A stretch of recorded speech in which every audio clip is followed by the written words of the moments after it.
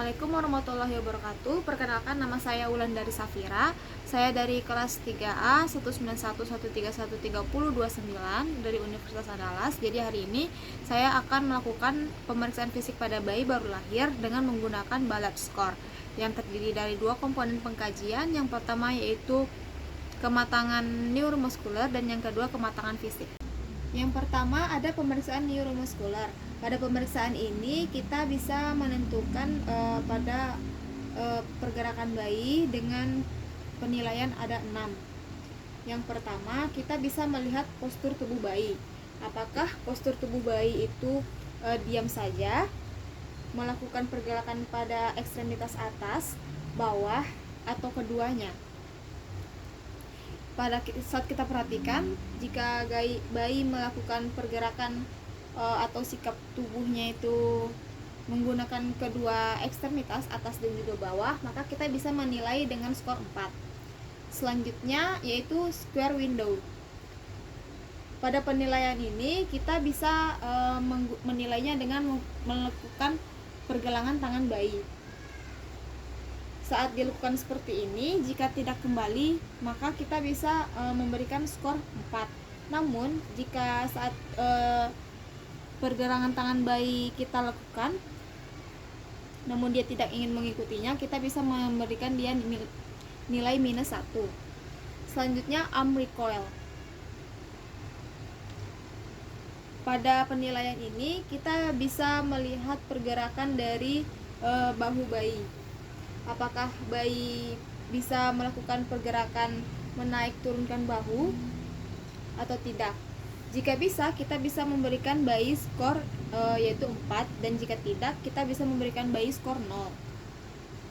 Selanjutnya yaitu popliteal angle. Pada pemeriksaan ini kita bisa melihat kaki bayi.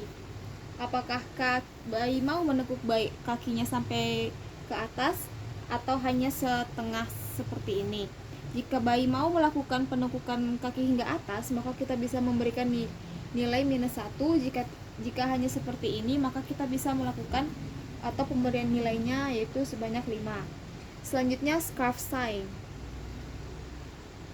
Pada ini kita bisa menilai kelenturan dari tangan bayi.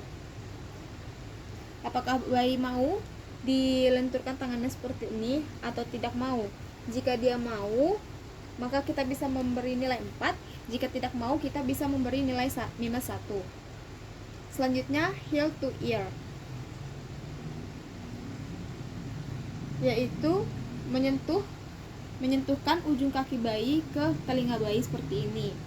Kita lihat apakah bayi menyentuhkannya atau tidak. Jika bayi mau menyentuhkannya, maka kita bisa memberi nilai -1, dan jika tidak, kita bisa memberi nilai 4. Nah, selanjutnya pemeriksaan kematangan fisik pada bayi. Yang pertama, kita bisa melihat atau memantau kulit bayi.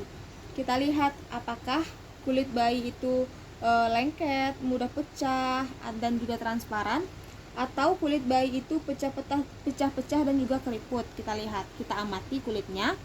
Jika kulit bayi itu seperti pecah-pecah dan juga mudah keriput, maka kita bisa memberi nilai 5. Sedangkan jika kulit bayi itu terasa lengket, mudah pecah ataupun transparan, maka kita bisa memberi nilai -1. Selanjutnya pemeriksaan lanugo atau bulu-bulu halus yang tumbuh di tubuh bayi. Kita periksa apakah ada lanugo yang tumbuh di sekitar tubuh bayi, seperti di daerah punggung, daerah wajah, dan juga daerah pergelangan tangannya.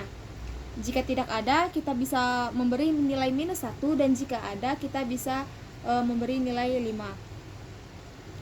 Selanjutnya yaitu plantar surface. Kita melihat daerah kakinya seperti ini. Jika tumit kakinya 40-50 mm atau kurang dari itu, kita bisa memberi -1. Nah, jika ada garis halus pada seluruh permukaan kaki di daerah telapak kakinya seperti ini, maka kita bisa memberikan skor bayi tersebut 4. Tapi jika garis halus pada 2 atau per 3 anteriornya saja, maka kita bisa memberi skor yaitu 3. Selanjutnya payudara bayi. Kita lihat apakah areola penuh dan tonjolannya yaitu 5 sampai 10 mm atau tidak ada jejas atau jejasnya sedikit, kita bisa memberi nilai -1. Tapi jika ada areola dan juga memiliki tonjolan 5 sampai 10 mm, kita bisa memberi nilai skor yaitu 5. Selanjutnya yaitu pemeriksaan fisik pada mata dan juga telinga bayi. Pada kelopak mata, kita bisa lihat apakah kelopak matanya bergabung, renggang, atau juga rapat. Kita lihat bagian kelopak mata bayi. Jika hal tersebut terdapat pada bayi tersebut, maka kita bisa memberikan skor pada bayi tersebut yaitu -1.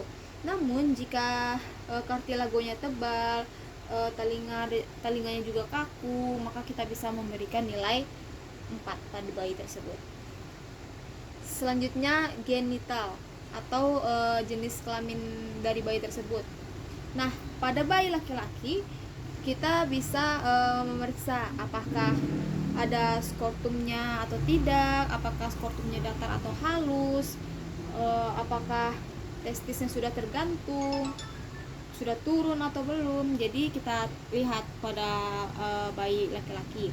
Nah, jika testisnya sudah tergantung dan juga ruganya dalam, maka kita bisa memberikan skor yaitu 4. Namun jika skortumnya datar dan juga halus, kita bisa memberi skor -1. Selanjutnya pemeriksaan fisik genital pada perempuan. Nah, pada perempuan kita lihat apakah klitorisnya menonjol, labianya datar, atau klitorisnya menonjol dengan labia minor membesar, atau labia mayor menutupi klitoris dan juga labia minor. Kita lihat. Nah, bila bayi tersebut memiliki labia mayor menutupi klitoris dan juga labia minor, kita bisa memberikan skornya 4. Namun jika klitorisnya cukup menonjol dan juga labianya datar, maka kita bisa memberikan skor pada bayi tersebut -1.